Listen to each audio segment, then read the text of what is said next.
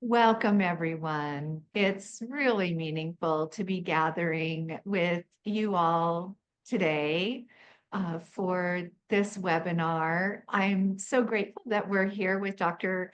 ASHLEE REID, and I'm Dr. Melissa Johnson, psychologist and CEO of the Institute for Girls Development and Flourish Therapy and Wellness Center. For those of you who aren't familiar with the Institute or Flourish, we are a practice here in Pasadena. Our mission-driven organization has three initiatives.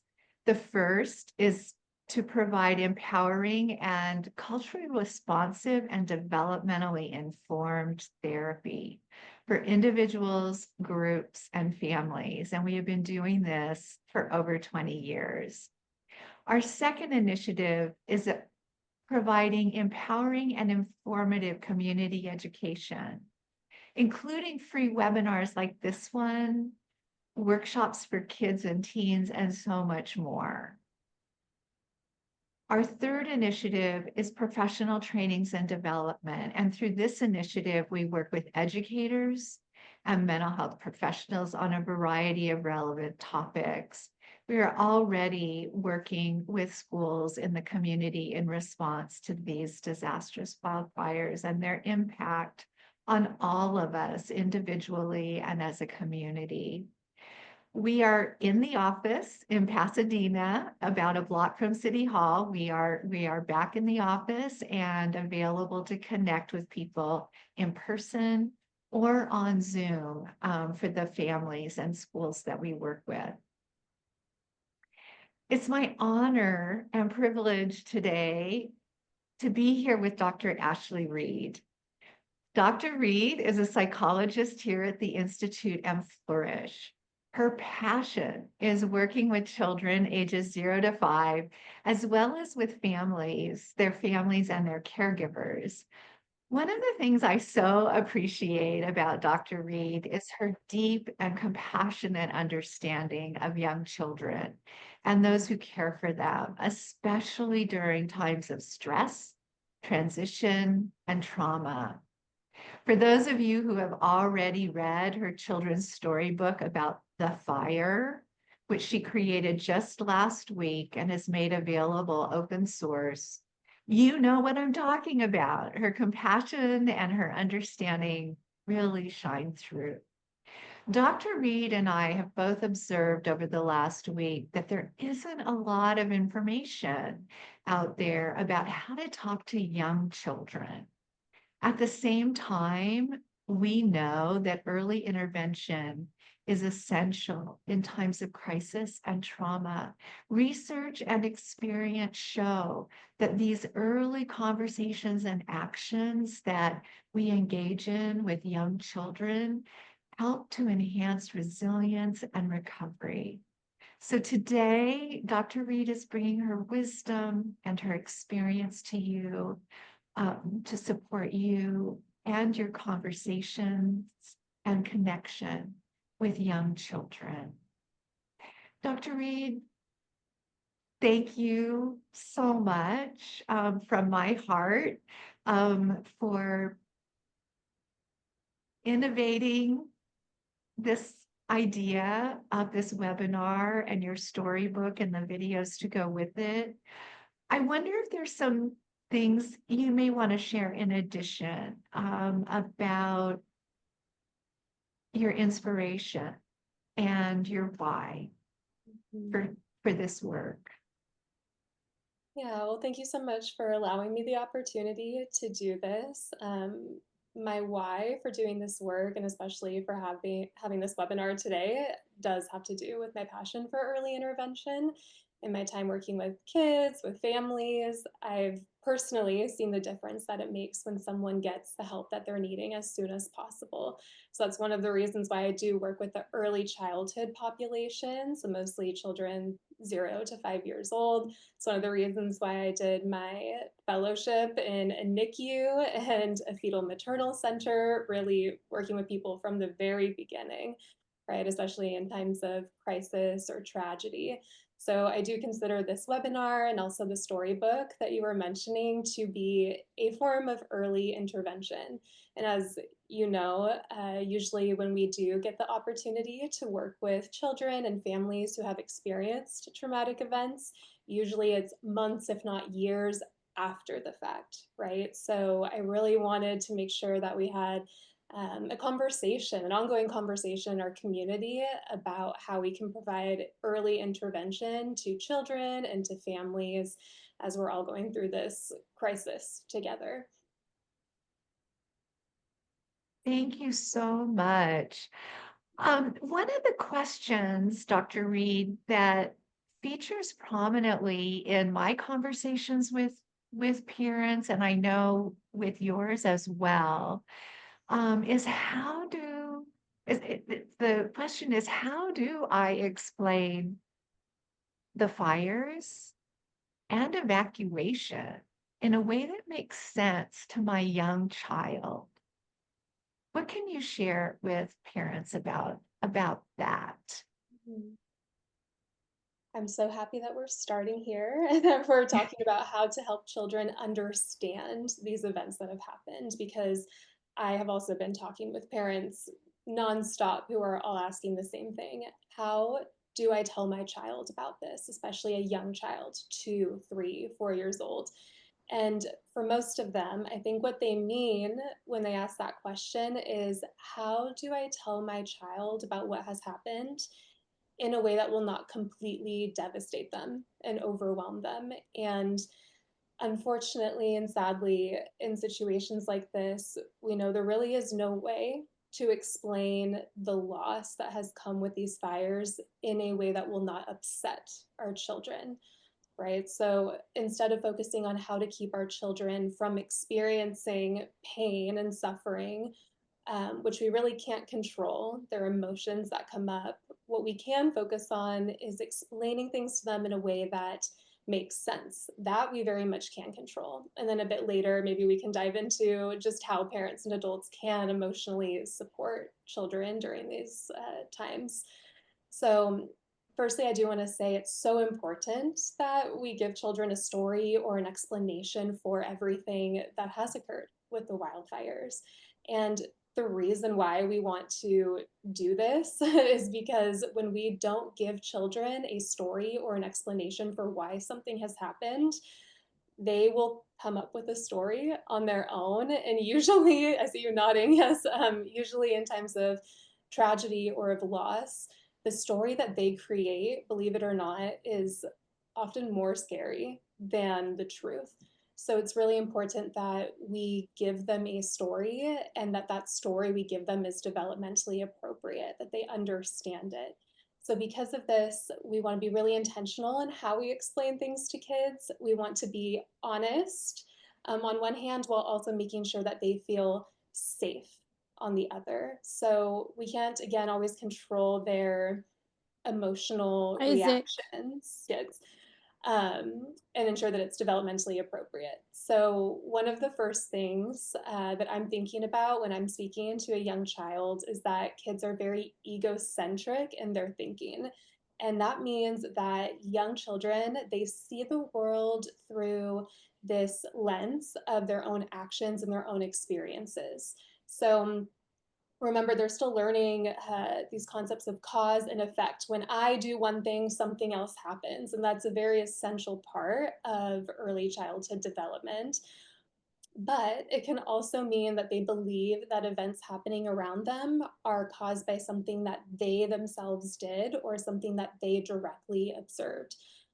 So, for example, I've heard oftentimes for young children whose parents are navigating separation or divorce, the child might say, "Oh, we were at dinner and then I spilled my juice, and my parent got really upset and started yelling because I spilled my juice." And my other parent heard this and started yelling at that parent. And then the next day, one of my parents moved out and they were gone, and now they don't live with me anymore. And so they wonder, is it because I spilled my juice? Right. And then they start to develop these fears of, I don't want to be at mealtime anymore. I'm scared of meals. I'm scared to eat with people. So, in that way, again, because of this egocentric way of thinking, they might mistakenly believe that they caused something to occur. So now imagine that same line of thought and process applied to something like this, like the wildfires. So without a very clear explanation, a child might think, I got into a fight with my brother, and then the fires happened right after. Is that why? Is because we were fighting. So that's why it's so important when we're explaining the story of the wildfires to children that we remove the child from the story, right? We want to explain the story on its own in a way that makes clear sense to the child. And then we can talk about the child's own experiences. And Melissa, you were talking about the storybook that we attached, I believe, to the invitation for this webinar. That was my goal for making this storybook, is that there was a very clear explanation of potentially why the fires happened that had nothing to do with the child and their experiences.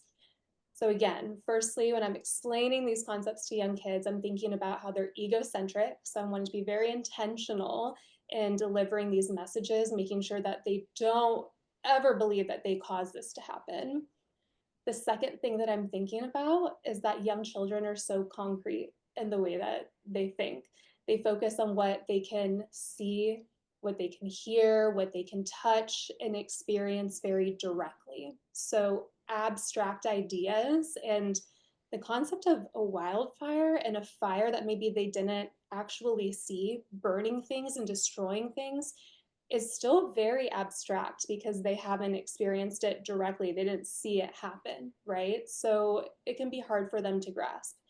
So this is another reason also why kids can tend to have meltdowns or have big feelings out of nowhere. It's because they're so concrete in thinking and they're focused on the things around them that when they see something in their environment that triggers a memory, they can become so distraught. And I've heard that children are experiencing that right now, right? They're seeing things happen on the news, or maybe they're in the store and they see a toy that they used to have that the fire has taken. And of course, they're so overwhelmed and distraught because they're being cued by things in their environment.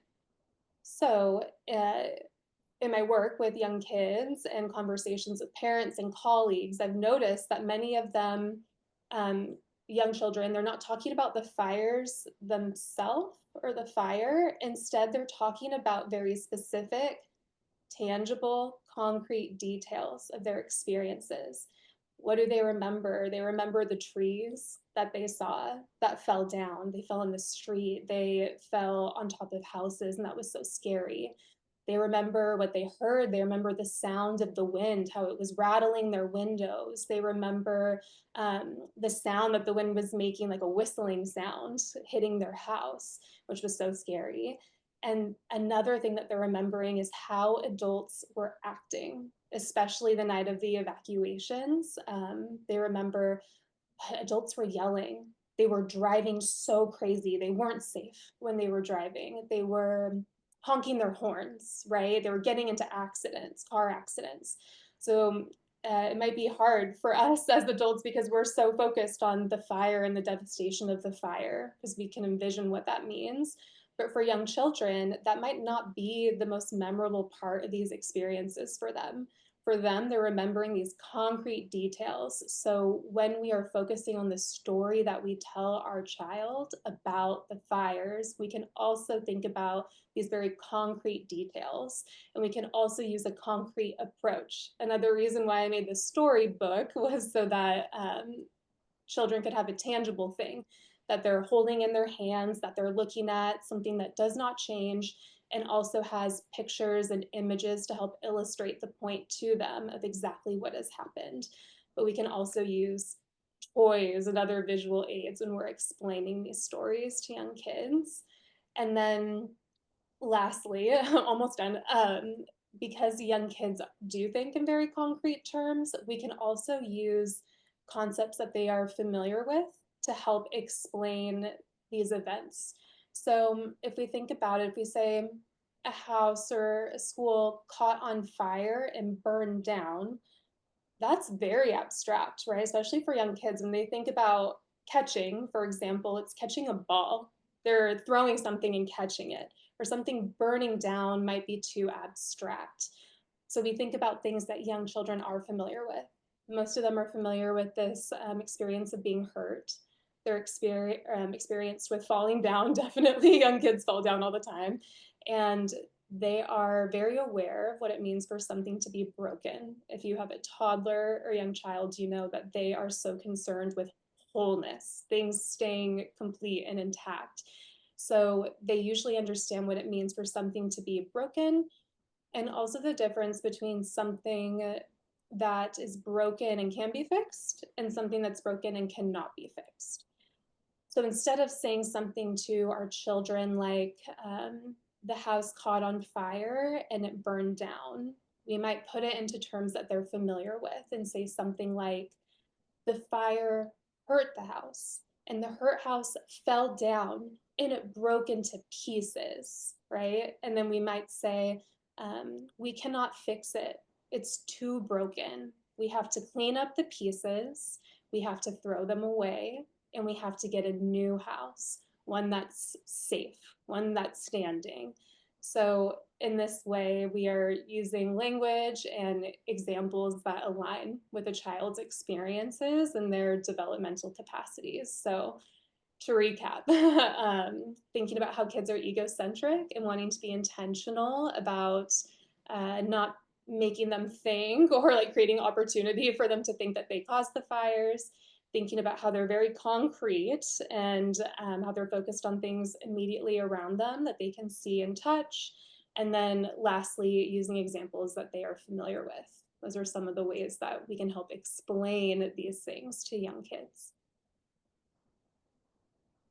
Dr. Reed, thank you so much for that. I think the other thing that really stands out to me, along with the concrete, the egocentric, and the value of stories, is this idea that there's no sugarcoating this, Mm-hmm. that a house that's fallen down and broken and has to be cleaned up and replaced,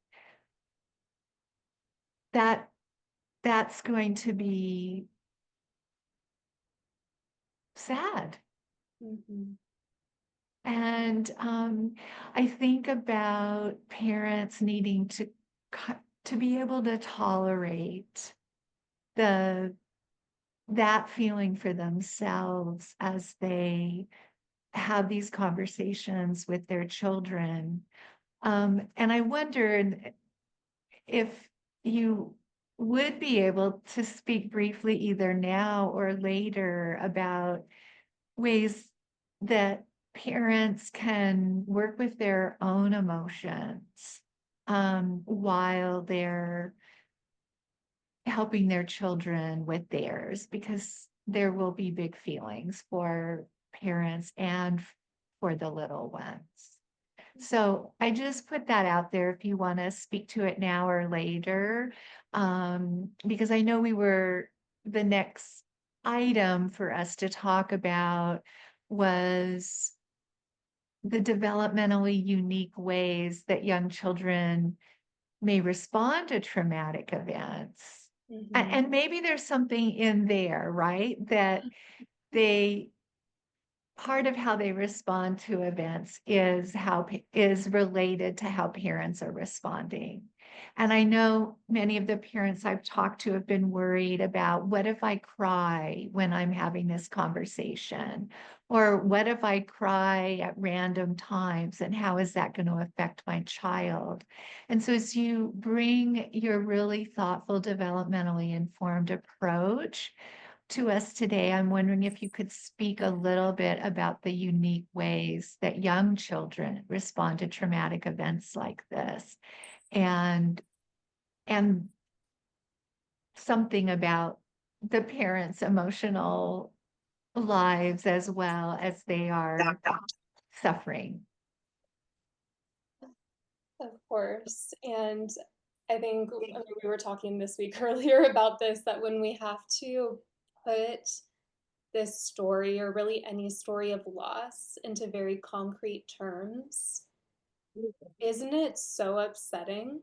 I mean, we as adults, we rarely allow ourselves to speak about the facts of loss out loud, right? We have other terms that we use because what we're going through right now, it's grief. It's loss, as if someone has died, right? That we know that we would be telling our child about. We've lost homes, communities, and people as well in these fires. And so we think about it from this adult perspective, what do we usually say when we lose someone? We say they've passed. We say they've moved on, right? It's so challenging to put things into concrete terms. We don't allow ourselves to do it, to say our house Yeah. broke. We cannot fix it. We can't. So these conversations, for many reasons, are very emotional, especially with young kids, because we have to say the quiet part out loud, right? So Mm. yeah, we can definitely talk more about feelings and containment, but what I have been emphasizing to parents this week who are very conscious about not wanting to put their feelings onto their kids, been reframing this a bit as I think right now, as adults, we're giving children a lesson in grief and what grief looks like. So it's okay to have feelings in front of our kids to say, mom or dad is I'm feeling so sad talking about this. I'm crying because I miss our house, right? I miss the way that things were. I feel so sad, but also I'm so happy that we're together and I'm so happy that we're safe. I feel lots of feelings. So, but to come back to your question about the common responses to trauma in young kids, when I think about young children, I think about what we refer to as the core developmental anxieties of young kids, which are there's four. There's the fear of abandonment, there's a fear of losing love from your parent, fear of body damage, which is physical harm, and then also a fear of doing something wrong. Young kids are very cautious about if they're doing something wrong or not. So, in working with young children who have experienced trauma in general, these anxieties are typically what are coming up to the surface, regardless of circumstance. And that's because young kids, they need their parents' love and protection to survive, right? So they're very concerned about these things. They want to do good, they want to be loved, and that's what gives them protection. So for many kids who experience a natural disaster, and certainly for kids in our community right now who have been affected by these fires, their core anxieties are being triggered. I'm seeing that in my office. I'm hearing that from parents. I'm hearing it from colleagues. So, of course, children are worried about physical harm. Am I okay? Are my parents okay? They're worried about physical harm of their house and their things. They're worried about being abandoned. So, many children have been hearing about people who could not get home to save their things, who could not get out of their home in general. And they're also hearing about people who couldn't go home to save their pets, right? So they're very aware of these stories, and also they remember evacuating their homes and with a sense of urgency. They're being told, "Get your things, we have to go. Let's go quick, quick." And so they're wondering, what if I wasn't ready? Like, would I have been left behind? Um, they're also worried about if they've done something wrong, like I mentioned earlier, right? Did I do something that caused all of this? And then lastly, some are worried about losing their parents' love and affection. So, parents and all adults right now, we are, of course, very distracted and we're very upset. And children at this time are also very hyper vigilant. They're very aware and they're monitoring us all the time to see how we're feeling, what we're doing. So they're needing a lot more reassurance that they're loved and that they're safe and protected, while for all of us, our minds are on a million other things about what we need to be taking care of or people we need to be caring for. So many of the people here probably have noticed that your young child is acting younger than they did before the fire, which is completely normal. So traumatic events cause, we call it regression. So meaning that your child might now want to be carried more, have a difficult time sleeping, or even start wetting the bed again after being potty trained. And they become more clingy and fearful, right? And then another big challenge that we're seeing is for so many children, they're experiencing a loss of familiar routines. and environmental cues. We don't realize, just as humans, how much of our feelings and our behavior are affected by the environment, and by cues and stimuli around us. And that's even more true for young children, right? Their bodies know when it's dinner time, when it's bedtime, way before we tell them. So there's these signals, small signals that they're getting around them, like the sounds of evening traffic or changes of the light outside that are cueing them to changes in their routine. So now, especially for families who have been displaced, all of those cues are gone. So even if you're keeping the same schedule for your child, they might feel very disoriented because their body isn't receiving the same signals and cues that they're used to getting. So that can be really unsettling. So if transitions are harder right now, that is probably why. Um, and I'll also lastly just say, really all emotional responses are valid, not just for kids, but for adults too in this time. Some kids don't want to talk about everything that's going on, or some are very focused on how this is impacting their life. They can't go to school and they miss school. They can't see their friends and they want to know that their friends are okay. Um, all of these responses are okay. There's no right or wrong way to grieve in a situation like this, right? There's no such thing as an abnormal reaction to an abnormal event. So it's so normal for them to have all of these feelings at once. So as adults, we can talk about this more in a bit, but as adults, what we can do is we can help them make sense of their feelings, right? I hear that you're really worried about your friends. I'm worried about my friends too. Maybe we can give them a call or we'll send them a message, right? So helping them make sense of these emotional experiences instead of wondering, like, is this the right experience for them to be having?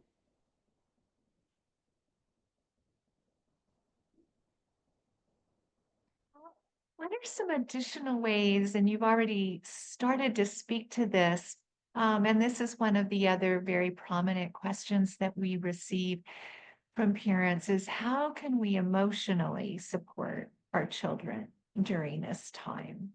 Mhm. What are the things that we can do to support their emotional resilience and even help protect them from some of the more worrisome long-term effects that um, these kinds of traumatic losses and experiences can lead to. Mhm. Right. Well, firstly, what we were talking about a bit earlier, so many parents are worried about putting their emotions on their child. Mm. So they're scared to be seen crying in front of their child, or they're worried about what their child witnessed throughout this process with respect to their own emotions. So, first, I again want to assure parents that you're not harming your child by feeling your feelings around them.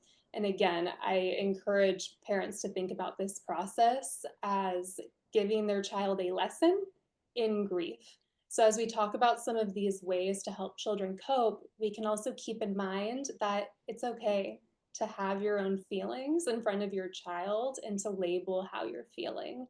So, in thinking about providing emotional support to children, I have about four recommendations. So, first, we can just talk a little bit about what makes something traumatic in the first place, right?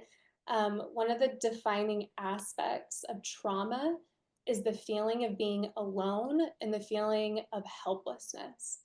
So, when something happens and we feel powerless, we're immobilized or we're stuck. And that is what can have long lasting emotional effects, not just for children, but for adults too. So that is really something that in our city we're feeling on a large scale right now to different degrees. But especially for those who have been directly impacted by the fires, this feeling of helplessness is so strong. So when we're thinking about how to help children emotionally cope with these events, we're thinking about how to mitigate these effects of trauma. So we're focusing on decreasing those experiences of disconnection and decreasing experiences of helplessness. And we can do that by giving children ways to mobilize themselves and also to connect with others. So one of the ways that we remain active and engaged is through physical movement. We play, right? We increase our playtime with our kids. If you're in a new home, a new environment, maybe you're going for walks around your new neighborhood, you're learning about your neighborhood. Maybe you do a scavenger hunt in your new neighborhood.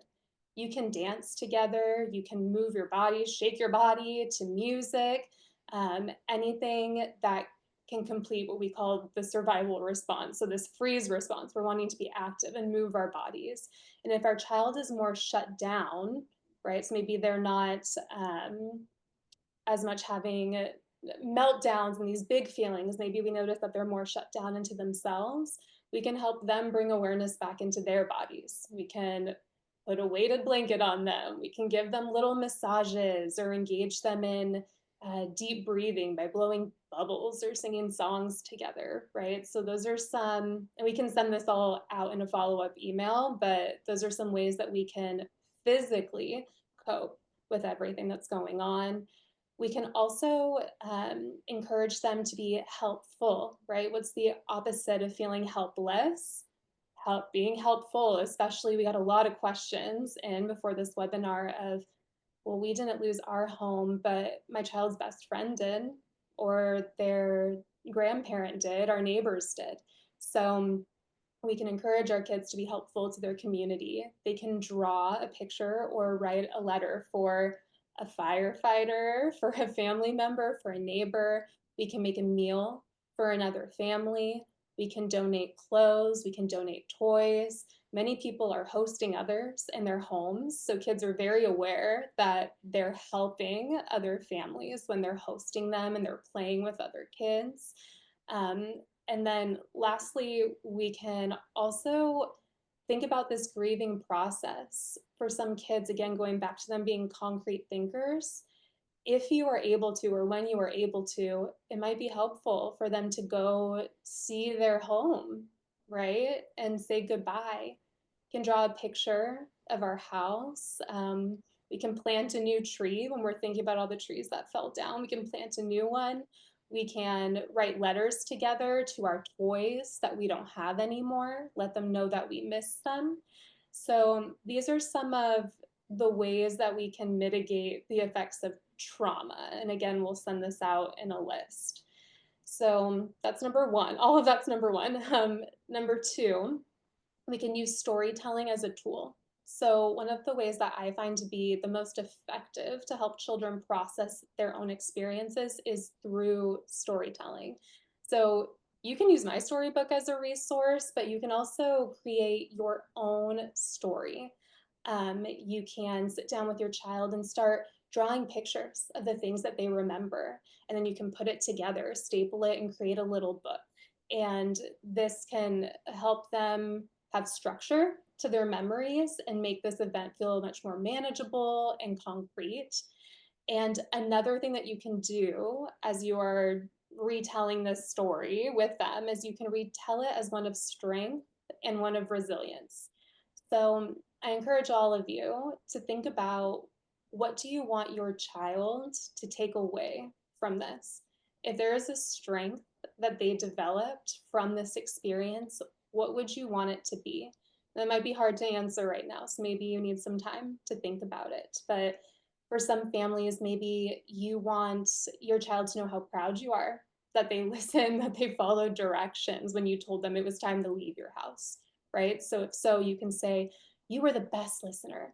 I'm so proud of you for listening and helping our family get to a safe place quickly, right? For some, you might want your child to know that they're so brave, right? So you were so scared when we drove to the hotel or we drove to grandma's house because it was so windy outside. And even though you were sad and you were crying, you were still so brave and you stayed with us in a new place. I'm so proud of you. So as we're retelling this story to them over and over, we can acknowledge the scary things that happened and the feelings that we have. And we can also then explain how brave they are, right? How great they are at listening, whatever it is that you want to emphasize to your child. So that's number two. Number three, we can create a sense of safety and ownership for children. So reestablishing routines is so essential. We were just talking about this, how for kids, their environment is different, so their routines are completely off. So if bedtime used to be a 30-minute process, you might need to extend that to an hour to provide some extra comfort and connection to your child. You can also try to involve them in preparing a new space for them. Let them pick out the blanket that they want to use, right? Or maybe they have a toy that's still with them. So maybe they can tuck their toy into bed and they can take care of their toy and make sure that it feels safe and cared for. So these small things can help rebuild a sense of stability and control. And speaking of toys, I know many families who have had to evacuate and, of course, did not bring all of their children's toys with them because they are not essential items, right? So, um, of course, this has happened, and it's so hard for children because for young kids, ownership is so important to them. Things have to be theirs. What's like the one of the first words that children learn? They say mine, mine, mine. You try to take something, they say no, mine. So if you're in a hotel, for example, right now, you can say that's your side of the bed, right? That's your toothbrush. This is your pillow. We won't touch it. That's yours. So emphasizing that they do have ownership over some things. And then we received a lot of questions with our registration forms, and some were about helping children cope with losing their toys, which is so devastating because for kids, toys they don't see them as tools, they see them as friends and as comfort objects. So in those cases, I would just want to throw this out there. If this were me, I would maybe, if you get your child a replacement toy or a couple of toys, you can write a letter from your child's old toys, and it can say something like, "Dear child, we got hurt in the fire and we can't play with you anymore. We're so sad that we can't play together. We're sending you teddy bear or whatever this new toy is. We know you'll have so much fun together. We told Teddy how much you love tea parties, how much you love Bluey, and he's so excited to meet you. Have fun. We'll miss you. Love, your toys." Right? So for the child, they'll love the toy, but what they'll love more is that they were held in mind by all of their toys that they've lost. So that would be number three, some ways that we can help children still experience that ownership and control that comes with having their own things. And then lastly, um, we can be conscious of mindfulness and just increasing emotional language, right? So, one of the most powerful tools that we have as adults is naming emotions. So, if a child is struggling to express how they feel in words, we can take that weight off of them of needing to explain it, and we can help them by saying, "I see your face is frowning or your eyes are watering. You're feeling sad about our home. I feel sad too." Right? So by mirroring their emotions, like showing them the face and the body language that they're showing us, and then naming the feeling for them, we're helping them feel seen, we're helping them feel understood, but we're also helping them understand themselves in this experience that we're having. Um, Someone else wrote in too, and was speaking of, like all kids, they're all making comments. They're saying, "I want to go home. I don't like this." Right? Of course they are, and that makes a lot of sense. I don't like this either. None of us like this. And so as adults, we can say something like, "I know you're so sad or mad. I feel sad about this. I hate this." You can even say, if your child says, I hate the fire, you can say, "I hate the fire too." Or you can take it a step further. You can say, "It's a mean fire. I want the fire to stay away and never come back. Or I want to flush the fire down the toilet." Like kids love toilets, right? So again, you can show them that you understand exactly how they're feeling. And in these examples, you're even giving them some ideas of how you would get rid of this fire, right? And then lastly, in addition to naming our emotions, we can also just label what we're doing for our kids. So many kids right now, they're so hyper vigilant, especially when they see that their parents are watching something on TV or that they're looking on their phones. Children are all saying right now, part of their story of these events is my parent, my mom, my dad, my grandparent, they got the app on their phone, and the app told us that we had to leave. And the app said that the fire hurt our house, right? So they're very aware that this app in this black box of our phone is what is giving us information about all of these devastating events. So if we are on our phone, we can let them know what we're doing, right? If we are looking at information about the fires, we can say, I'm looking to see how far away the fire is because it's running away, right? It's leaving. So I'm looking to see how far away it is. Or maybe we can just say, I'm looking at messages from work, or I'm looking up a recipe for bread, right? And we can let them see it. We can show them what we're looking at. And also, if we're getting up to leave the room, for example, we can tell them, I'm getting up to use the bathroom. I'm getting up to get a drink of water. So just labeling our own actions and behaviors so that they don't have to worry about them. So that was a lot, but those are some of the recommendations that I found myself sharing with parents over this last week and that I wanted to share here. Yeah, as you've been talking, Dr. Reed, I've been just thinking about the work that I do with little children and school-age children, and their imaginations are phenomenal. Mhm. Their capacity to imagine is amazing. And it is a great strength, and it also, as you've been noting, can contribute to their great anxiety. And so one of the things I love that I saw as a thread running through all of these things that you've been talking about are ways that we, as adults and parents and caregivers, can accentuate the positive strength of imagination and help to decrease the situations in which the imagination may not help them be as safe, but could increase their anxiety. So they have imaginations about what the parent is looking at on their phones, and that might worry them. So we can narrate, or they have an imagination about what they could do that would be helpful to a friend or a neighbor or a pet. And they can use their imaginations in really empowering ways. And so for us to be able to really underscore that beautiful gift that they have and to help them use it in ways that help them feel safer and empowered to identify their feelings and all of that. It's really beautiful. Yeah. Mhm. All of these wonderful suggestions for parents.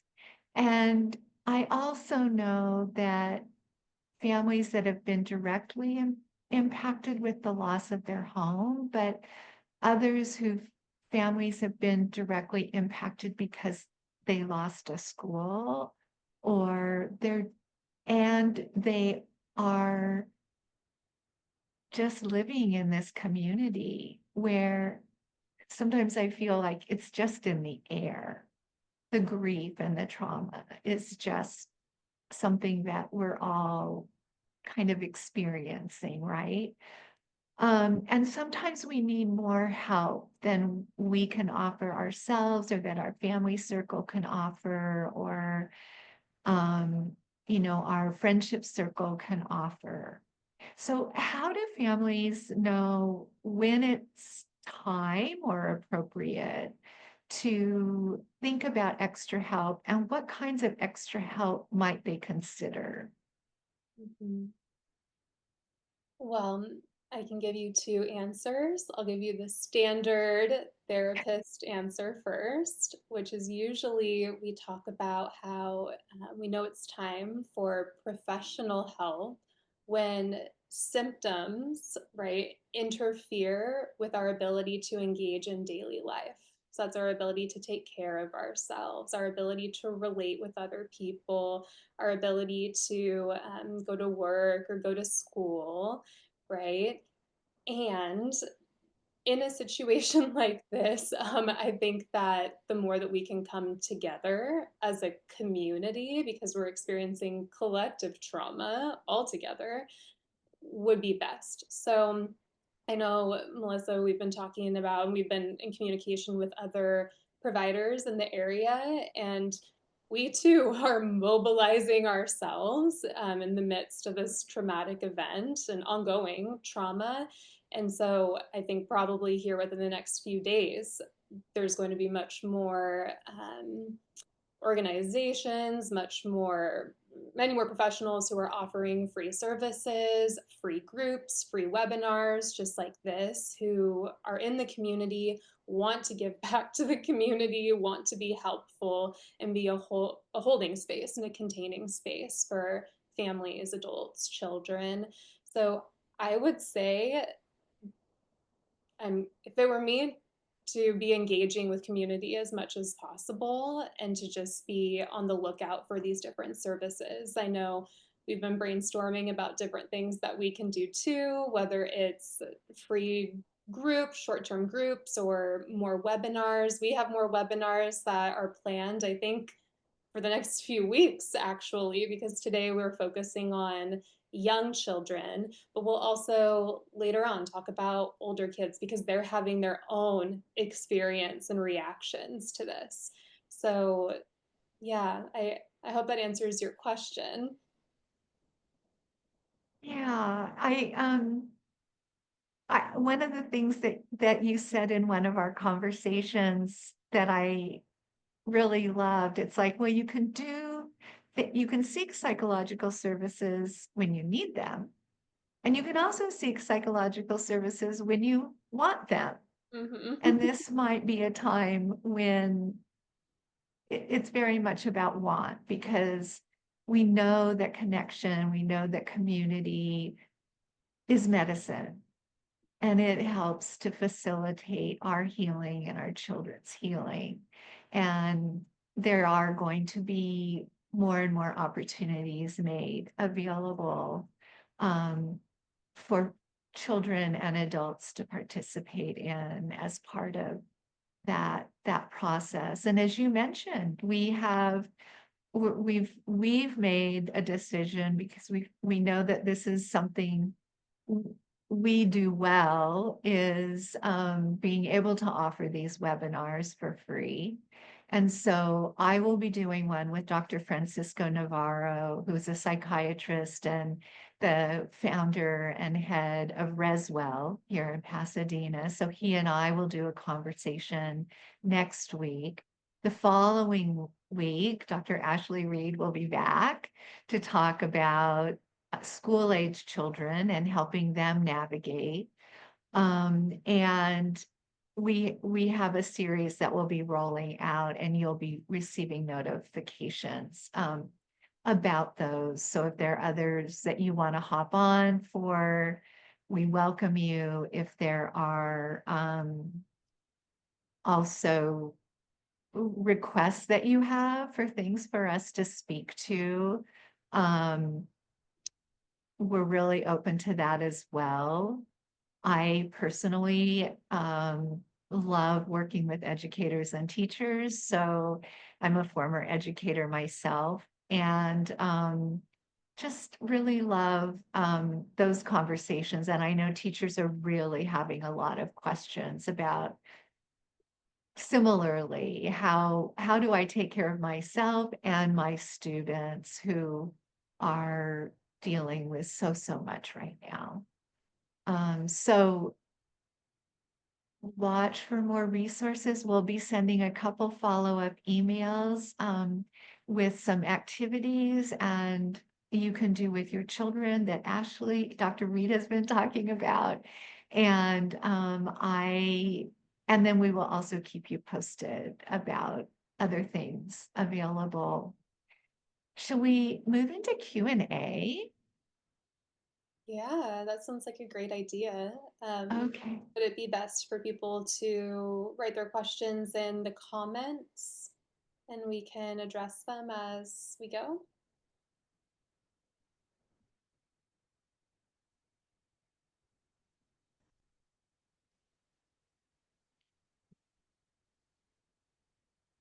The chat.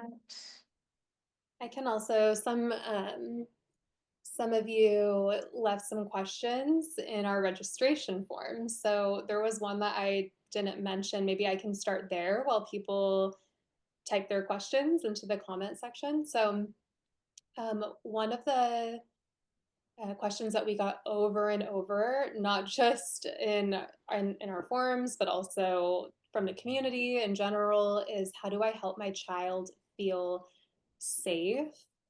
Um, and one of the ways that we can help our kids to feel safe, especially in their bodies, is we can recount the story of what they experienced during the evacuations and the days that followed, and we can use their senses to help orient them back to the space and time that they're in. So we can ask, do you remember what it smelled like with the fires? What did it smell like?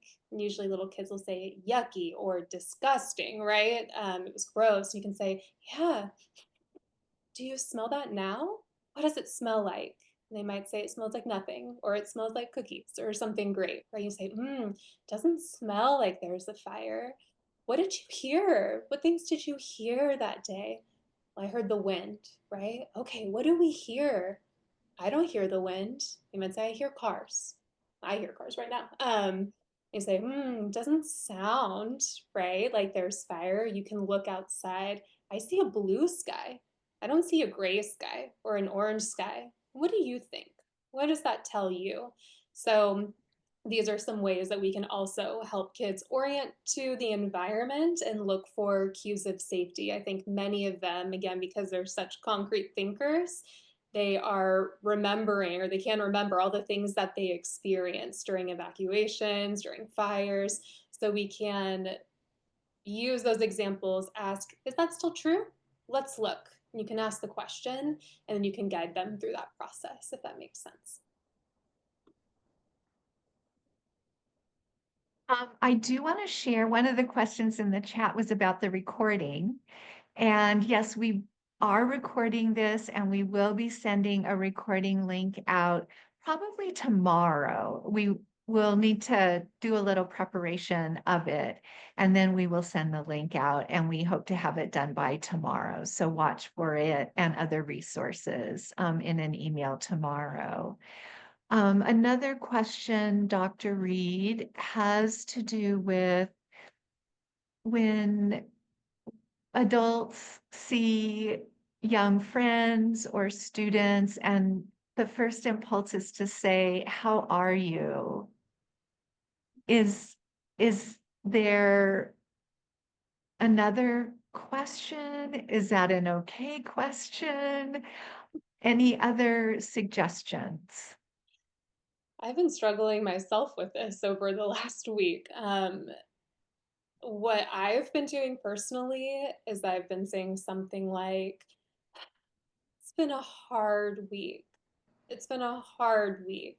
And I might ask, what are you doing? Where are you staying? Right? Or I might say, it's been a hard week with the fires, right? Or it's been a hard week. It depends on the child's experiences. But I think I first acknowledge that it's been rough so that they know that I know that this is not a normal time. And also, you can ask, do you want to talk about it? Do you want to talk about the fire? Do you want to talk about not being at home? Because some children do, they very much want to talk about it. And for some of them, they are done talking about this, right? Like it does not feel good anymore. And if that's the case, that they say, no, I want to talk about Bluey. Bluey is clearly a frequent conversation in my life. But when I talk about Bluey, you can say something back like, you don't want to talk about the fires. Everyone's talking about the fires. Yeah, like you don't like that. We'll talk about something that makes you feel happy and safe so we can still reflect back to them or mirror back to them maybe how they're feeling. You know, one of the things that we've both alluded to today is the loss of schools and the impact on our community of educators who've lost homes and schools potentially, one or the other. And one of the things that we do here at the Institute and Flourish is provide um, support and professional programs for educators. So there is a question about that, how to reach us. Simply respond to the email address that you have been getting the notifications of for this webinar, and we'll be able to connect with you and talk about what what is need what are you needing in your school community. As I mentioned, I've already done one educator meeting with faculty in a school this week and am slated to do several more. I know Dr. Reed is potentially also available, as is Dr. Vicky Chang on our team. So just let us know and we'll connect and talk about um, how we can support you. And we know that this is going to be a marathon, not a sprint. So it may be that there are things that you're needing in your school or your religious community now, and 3 months from now, 6 months from now, the anniversary of now, the 2-year anniversary from now, there will be things that we may need to come together with in our small communities and our larger communities. So we just want to put that out there that um, we know it's going to be a marathon, not a sprint, and that there will be different needs at different times. And we'll just walk together through this process. Dr. Reed, do you have any specific activities that you would recommend for kids in a classroom based on your book that would be developmentally appropriate? Yes. Well, first, I'm reading the comment, and I'm so sorry about the loss of your school. I think that in reading this particular book, I did make a video on how to introduce it to kids and how to ask extra questions to children as you're reading. But I think one, it depends on the age of the children that you're working with, and two, their specific experiences. So I know for me, as I've been reading it with patience, I'm using a lot of affect when I'm talking. I'm pausing a lot and asking questions. So this specific kindergarten, okay, so perfect. So I'm asking a lot of questions. The story that I made is set in Altadena, right? So do we know anyone who lives in Altadena? Which I imagine, yes, that's going to be the response. And you can point out the families. You can say, oh, there's, the different colors, orange family, yellow family, blue family, purple family. And as you're going, flipping through the pages, you can ask them to share their experiences. So for example, I think that there's a page that says, oh, this parent got a phone call that says, you have to leave now, right? You have to go somewhere safe.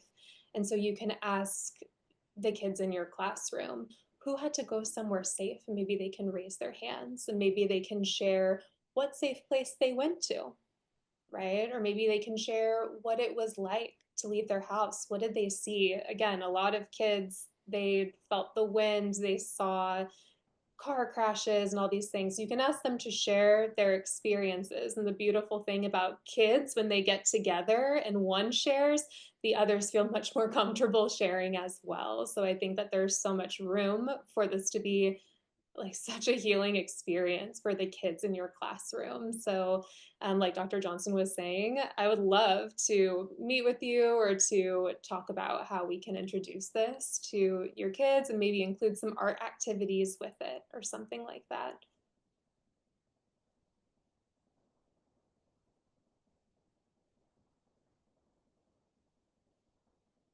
I think another thing that comes to my mind, Dr. Reed, ties into what you were talking about in terms of the language of feelings.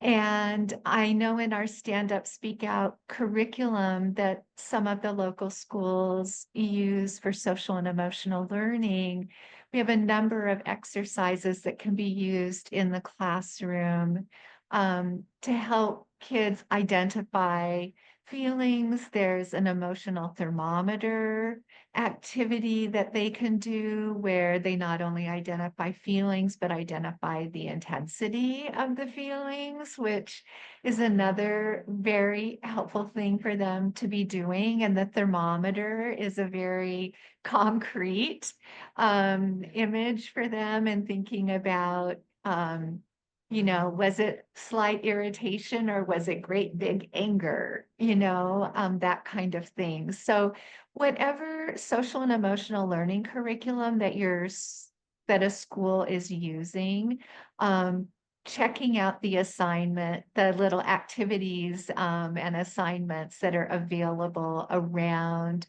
developing the language of feelings could be really helpful as well. Mhm. And to piggyback off of that, the feelings chart. How did we feel? We felt Yes. sad, we felt angry, we felt confused. There's lots of different emotions that come up throughout this entire experience. And for many of these children, like I said earlier, they remember the way that adults felt too, right? So you can also ask, how did mom feel? How did dad feel? How did grandma feel? Whoever they were with. And you can say, what tells you that they felt that way? Right? It's always very interesting to hear the perspective of kids, how they knew that mom was scared, how they knew that dad was angry. Part of emotional development and identification.